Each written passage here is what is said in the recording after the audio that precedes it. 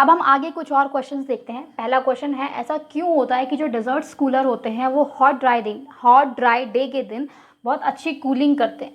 तो देखो, जिस दिन टेम्परेचर हाई होगा उस दिन क्या होगा, टेम्परेचर हाई है दैट मीन्स ह्यूमिडिटी क्या हो जाएगी, लो। ठीक है, टेम्परेचर हाई है, ह्यूमिडिटी लो है, इसका मतलब क्या प्रोसेस बढ़ जाएगा हमारा, इवापोरेशन का प्रोसेस जो है वो इंक्रीज हो जाएगा।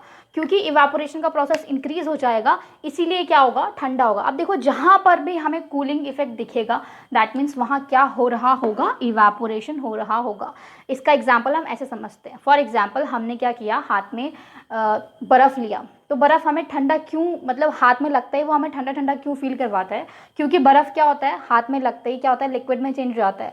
और वो लिक्विड क्या करता है, हमारी हाथ की हीट को यूज़ करके वो गैसियस स्टेट में कन्वर्ट हो जाता है। और क्योंकि उसने हमारी हीट को एब्जॉर्ब किया है दैट मीन्स उसने हमें क्या किया, कूल डाउन किया, उसने हमें ठंडा फील करवाया है। यही रीज़न होता है कि कोई भी चीज़ हमें कूलिंग फील क्यों करवाती है, इवापोरेशन के प्रोसेस के कारण। फॉर एग्जाम्पल, जैसे जिस दिन बहुत ज़्यादा गर्मी होती है उस दिन हम क्या करते हैं, टेरेस में पानी डालने की कोशिश करते हैं कि पानी डालेंगे तो ठंडा हो जाएगा। तो क्या होता है, जैसे हम पानी डालते हैं वैसे ही जितने जो हमारी टेरेस एरिया होता है वहाँ का, जब भी हम वहाँ पानी डालेंगे तो पानी क्या करेगा, उस टेरेस की जितनी भी हीट होगी उसको एब्जॉर्ब करेगा, और एब्जॉर्ब करने के बाद वो क्या करेगा, इवापोरेट हो जाएगा। तो क्योंकि वो इवापोरेट हो गया और उसने हीट को भी एब्जॉर्ब कर लिया है तो वो एरिया क्या हो जाएगा, ठंडा हो जाएगा। तो जहाँ पे भी कूलिंग इफेक्ट आएगा वहाँ पे क्या प्रोसेस हो रहा होगा, इवापोरेशन हो रहा होगा। तो क्योंकि गर्म दिन के दिन टेम्परेचर हाई होता है, ह्यूमिडिटी लो होती है, दैट मीन्स उस दिन इवापोरेशन का रेट जो होगा वो क्या होगा, इंक्रीज होगा। और क्योंकि इवापोरेशन ज़्यादा है दैट मीन्स वहाँ पे क्या होगा, हमें कूलिंग इफेक्ट देखने को मिलेंगे। नेक्स्ट क्वेश्चन में क्या बोला है कि अर्तन पॉट जो है, जो मटका होता है, वो गर्मियों के टाइम पे कूल क्यों कर देता है पानी को। तो यहाँ पे भी क्या वर्ड यूज हो रहा है, कूल वर्ड यूज हो रहा है। तो इसमें भी क्या हो रहा होगा, डेफिनेटली इवापोरेशन का प्रोसेस हो रहा होगा।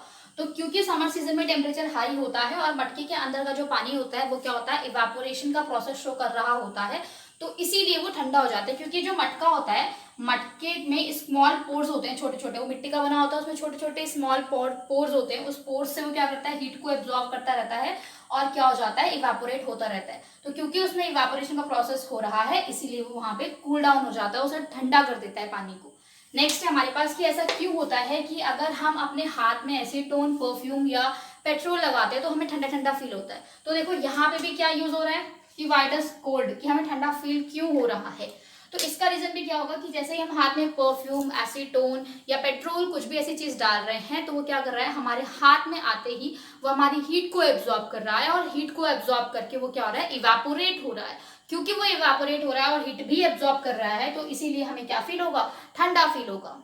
नेक्स्ट है हमारे पास कि ऐसा क्यों होता है कि जब हम गर्म दूध या फिर गर्म चाय पी रहे होते हैं तो हम कप के कंपैरिजन में सॉसर से उसे इजीली पी लेते हैं। तो ऐसा इसलिए होता है क्योंकि सरफेस एरिया इंक्रीज हो जाता है। हमने देखा था कि इवापोरेशन जो होता है, इवापोरेशन वो डायरेक्टली प्रोपोर्शनल होता है सरफेस एरिया की। तो कप में जो होता है, कप के कंपैरिजन में जो सॉसर होता है उसमें जो सरफेस एरिया होता है वो ज्यादा होता है, इसीलिए सॉसर जो है वो जल्दी इवापोरेशन के प्रोसेस को शो करेगा और हमारा जो दूध या हम चाय पी रहे हैं वो जल्दी ठंडा हो जाएगा क्योंकि इवापोरेशन का रेट उसमें इंक्रीज हो जाएगा। यही रीजन है कि हम उससे जल्दी गर्म चाय या गर्म दूध हम सॉसर से एज कंपेयर टू कप जल्दी पी पाते हैं। नेक्स्ट है हमारे पास what type of cloth should we wear in summers, कि हमें समर में किस तरीके के कपड़े पहनने चाहिए। तो समर सीजन में क्या होता है, हमारी बॉडी बहुत स्वेट होती है, तो क्योंकि जो कॉटन क्लोथ्स होते हैं वो स्वेट वाटर एब्जॉर्बर होते हैं, यानी कि स्वेट को वो इजीली एब्जॉर्ब कर लेते हैं, इवेपोरेशन के प्रोसेस को इजीली शो कर देते हैं। तो उसको हम बोलेंगे कि जो कॉटन क्लोथ्स होते हैं वो ही सबसे ज्यादा प्रेफरेबल होते हैं कि हमें समर सीजन में कॉटन के क्लोथ्स ही पहनने चाहिए, क्योंकि वो वाटर एब्जॉर्बर हैं और हमारी बॉडी में जितना भी स्वेट होगा वो उसे क्या कर देंगे, एब्जॉर्ब कर देंगे due to the process of evaporation. Okay.